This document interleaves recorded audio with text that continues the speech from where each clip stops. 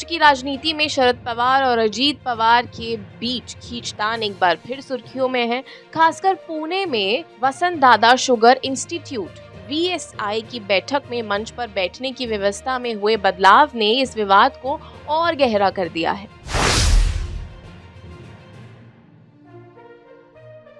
VSI की बैठक के दौरान मंच पर शरद पवार और अजीत पवार के लिए पास पास कुर्सियां रखी गई थी, लेकिन अजीत पवार ने इस व्यवस्था को बदल दिया। उन्होंने शरद पवार की कुर्सी को दूर हटवाकर सहकारिता मंत्री बाबा साहेब पाटिल को उनके पास बैठने को कहा। अजीत पवार ने इस बदलाव पर सफाई देते हुए कहा कि बाबा साहेब पाटिल शरद पवार से बात करना चाहते थे, मैं तो उनसे कभी भी बात कर सकता हूं, इसलिए ये बदलाव किया।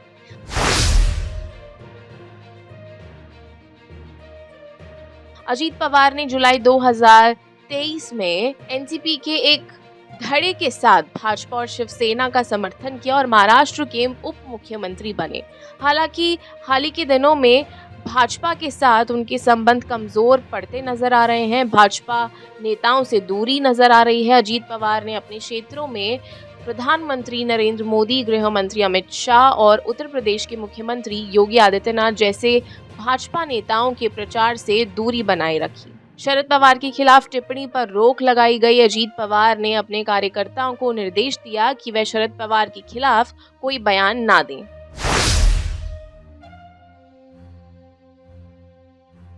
शरद पवार ने हाल ही में RSS की तारीफ करते हुए कहा था कि संगठन ने देश में उल्लेखनीय कार्य किया है और उनसे बहुत कुछ सीखा जा सकता है। इसकी इस टिप्पणी के बाद भाजपा नेताओं ने कहा कि राजनीति में कुछ भी असंभव नहीं है।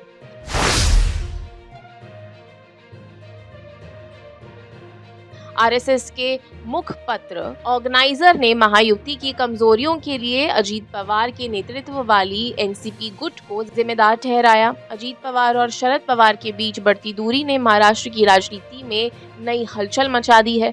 अजीत पवार के भाजपा के साथ संबंधों में खटास और शरद पवार के महायुति में शामिल होने की अटकलें भविष्य में बड़ा बदलाव ला सकती हैं। महाराष्ट्र के राजनीतिक क्षितिज पर पवार परिवार का नाम बहुत ही सम्मानित और शक्तिशाली रहा है। ये पवार परिवार दशकों से राज्य की राजनीति में अपना वर्चस्व बनाए हुए है, लेकिन हाल के वर्षों में पवार परिवार के भीतर ही सत्ता संघर्ष की राजनीतिक मंच पर एक नाटकीय मोड़ ला दिया है। खासकर बारामती, जो पवार परिवार के राजनीतिक जड़ों का गढ़ माना जाता है, अब दो पवारों के बीच कड़ा मुकाबला देखने के लिए तैयार है। ये संघर्ष अजीत पवार और उनके भतीजे योगेंद्र पवार के बीच है। ये मुकाबला न केवल पवार परिवार के लिए महत्वपूर्ण है, बल्कि राज्य की राजनीति की दिशा भी तय कर सकता है।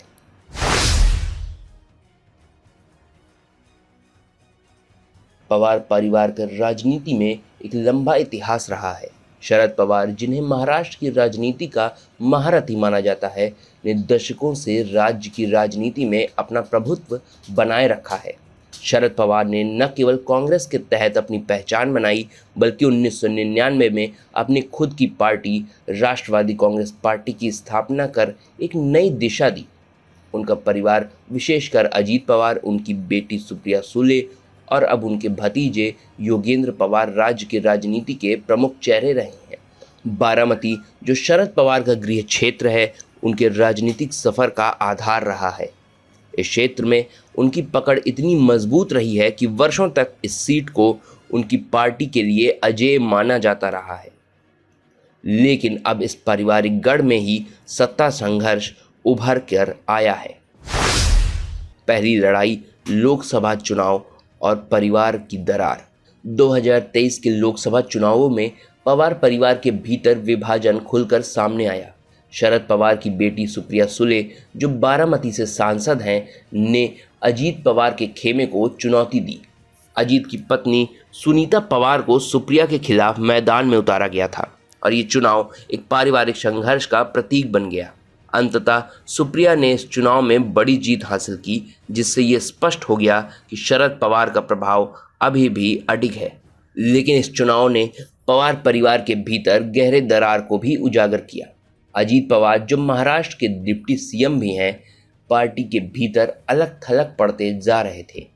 शरद पवार ने पार्टी के नेतृत्व में अपने नज़दीकी सदस्यों को रखा और अजीत पवार को परिवार से दूर करने का संकेत मिला। ये दरार तब और गहरी हो गई जब अजीत पवार ने अपनी अलग राह चुनने का फैसला किया।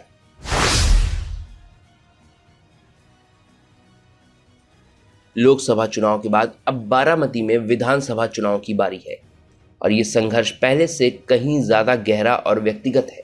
इस बार अजीत पवार का मुकाबला उनके भतीजे योगेंद्र पवार से होने वाला है, जो शरद पवार के नेतृत्व वाली एनसीपी के उम्मीदवार के रूप में सामने आए हैं। योगेंद्र पवार, जो अजीत पवार के भाई श्रीनिवास पवार के बेटे हैं, अब इस राजनीतिक संघर्ष के केंद्र में। शरद पवार ने उन्हें बारामती में पार्टी का पुनर्निर्माण करने की जिम्मेदारी दी है। योगेंद्र के राजनीति में प्रवेश हाल ही में हुआ है और उनके चुनावी प्रचार ने पहले ही राजनीतिक हलकों में हलचल मचा दी है। हालांकि उन्होंने शुरू में ही राजनीति में आने से मना कर दिया था, लेकिन शरद पवार के आदेश के बाद उन्हें इस चुनौती को स्वीकार ही करना पड़ा।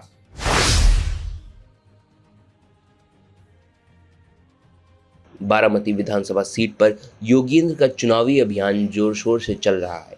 लोकसभा चुनाव में उन्होंने अपनी बुआ सुप्रिया सुले के लिए भी जमकर प्रचार किया था और उन्हें क्षेत्र में बड़ी बढ़त दिलाने की मदद की थी। अब वे खुद इस सीट पर दावेदारी कर रहे हैं और उन्हें शरद पवार का पूरा समर्थन प्राप्त है। दूसरी ओर अजीत पवार, जो अब अपने राजनीतिक करियर के सबसे बड़ी चुनौती में से एक का सामना कर रहे हैं, इस चुनाव को अपनी प्रतिष्ठा का सवाल बना रहे हैं। हालांकि अजीत पवार की पकड़ अभी भी इस क्षेत्र में मजबूत मानी जाती है, लेकिन शरद पवार और योगेंद्र की बढ़ती लोकप्रियता ने उनके लिए मुश्किल खड़ी कर दी है। अजीत पवार के समर्थकों का मानना है कि उन्हें अपने परिवार के खिलाफ लड़ाई में ना चाहते हुए भी उतारा गया है, लेकिन अब ये लड़ाई उनके राजनीतिक अस्तित्व के लिए जरूरी हो गई है।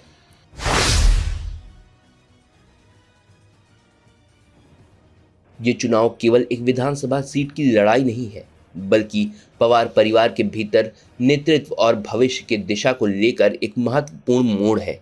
शरद पवार, जिन्होंने दशकों तक महाराष्ट्र की राजनीति को निर्देशित किया है, अब अपने परिवार के भीतर ही शक्ति संतुलन को संभालने की कोशिश कर रहे हैं। योगेंद्र का उदय और अजीत पवार का अलग रास्ता चुनना परिवार की राजनीतिक विरासत पर सवाल उठाता है। अजीत पवार, जिन्होंने वर्षों तक अपने चाचा शरद पवार के साथ काम किया, अब खुद को राजनीतिक और पारिवारिक दोनों मोर्चों पर अकेला महसूस कर रहे हैं। उनका कहना है कि पार्टी में विभाजन के बाद उन्हें परिवार से अलग थलग कर दिया गया था, लेकिन अजीत के समर्थक मानते हैं कि उनका अनुभव और जनता के बीच उनकी पकड़ अब भी उनके पक्ष में काम कर सकती है।